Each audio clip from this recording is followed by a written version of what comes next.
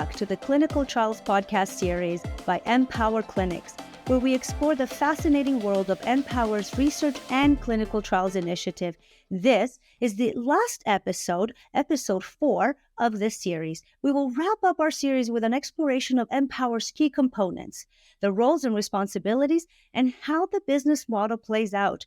In previous episodes, we covered a general overview of how and why Empower is leveraging its patient management capabilities to enter the research and clinical trial space. We also covered the basics of research and clinical trials with acronyms and definitions. Join us in this informative conversation that will explore how Empower is reshaping the model for patient-first wellness through integrated healthcare and research solutions. I am your host, Regina, and with me is Steve.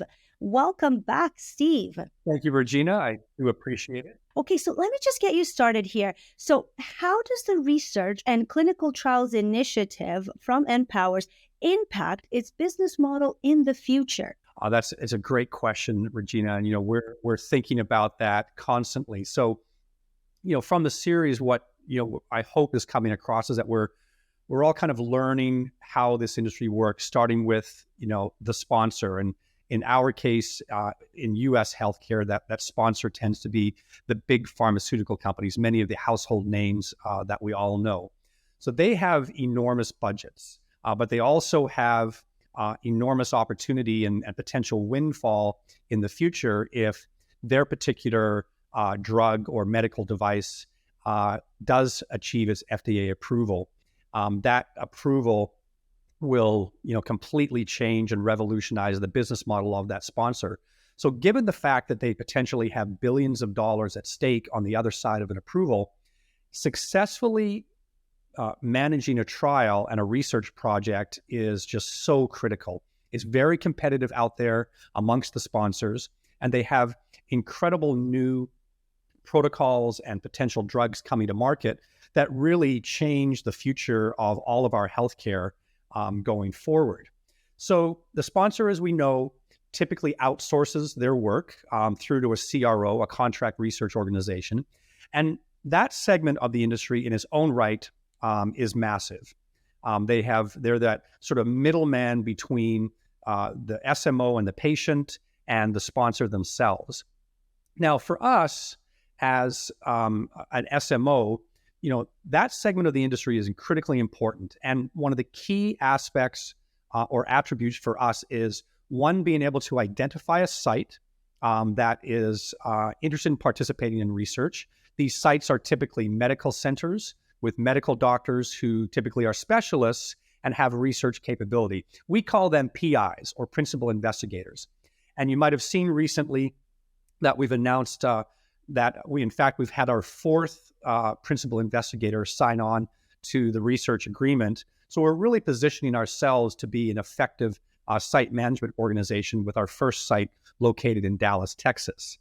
So we enter into these contracts with the PIs, and we start to recruit CROs and the sponsors to get ourselves involved in a research project, whatever that project may be. And given the diverse capability of the PIs that we have on board, we have the ability to potentially take on a wide range of research projects. We really like areas such as neurology, Alzheimer's studies. We see that diabetes and weight loss is a very burgeoning sector. Oncology is by far the largest sector of sponsored clinical trials around the world. Cardiology is another very important area as well. But there's a very diverse segment of research projects that we could participate in. So together as Empower, as an SMO, we liaise with the sponsor and the CRO, and we create this three-way contract to run clinical trials with the sponsor and the CRO, and in our case, our contracts with the PIs. So once the clinical trial commences, patients, they enroll in the trial, they're seen by the PIs each month, and all this data is gathered and assembled and ultimately shared with the CRO and the sponsor.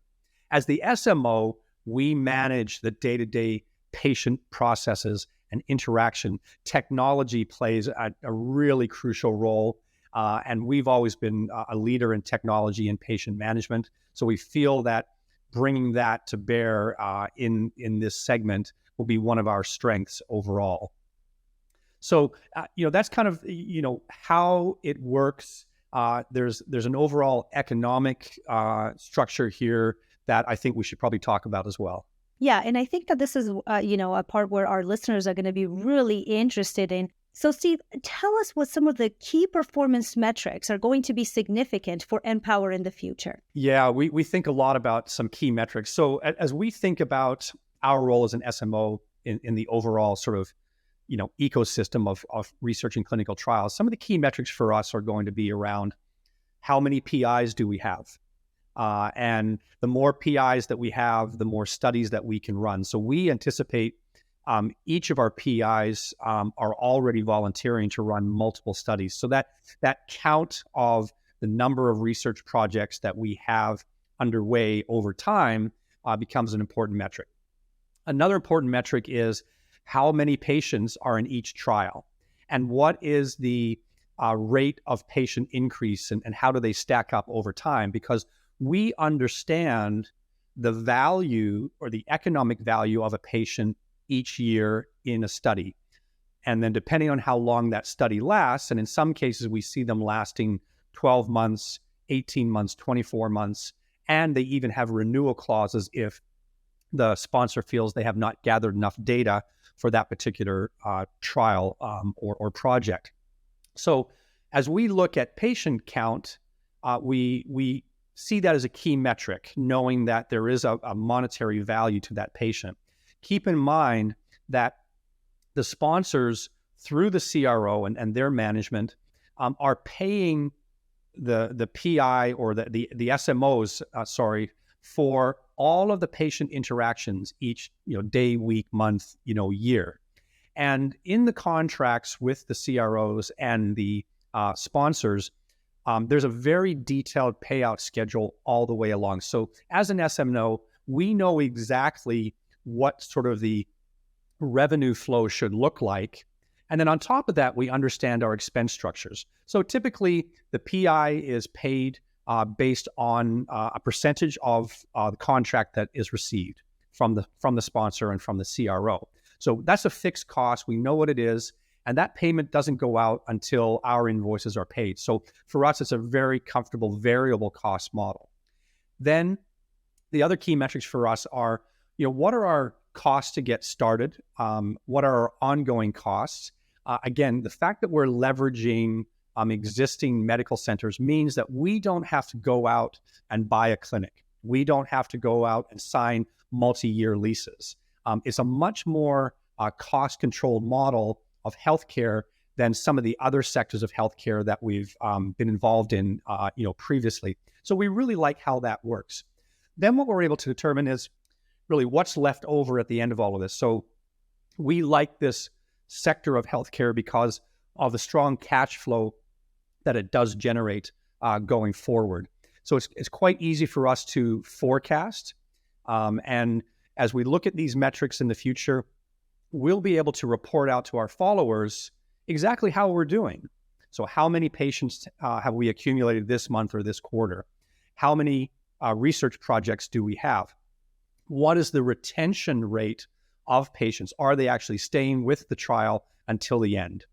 So we think that, again, it's a much, sort of easier set of metrics for us to be able to help manage ourselves internally, but also report out to our followers exactly how successful we are at any given point in time.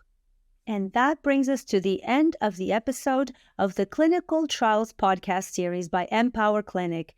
Thank you for joining us on this journey where we explore the intricacies of research and clinical trials and how they impact the Empower business model. We hope that the series provided you with valuable insight. We encourage you to send us questions or even suggestions for future topics for podcasts. Please send your questions to info@empowerclinics.com. And once again, Steve, thank you for joining us and walking us through all that information. Yeah, thank you, Regina. I think this was really a very important first step in providing further education to our followers. there's this is new for many of our followers. It's not new for us. We've been working on it behind the scenes now for quite a long time. We've become really entrenched in the industry. We've joined one of the key industry associations. We even had participation this past weekend at the annual conference for the Association of Research Professionals in Dallas, Texas. So we're finding ourselves, really immersed in this segment of healthcare, and we're excited about where it's going. Well, we're excited for NPower, and thank you, listener, for joining us. Thank you for tuning in. I am your host, Regina, from Pulse IR by Fobi. For more information, please visit pulseir.com. Thank you, Steve, for sharing your expertise. Goodbye.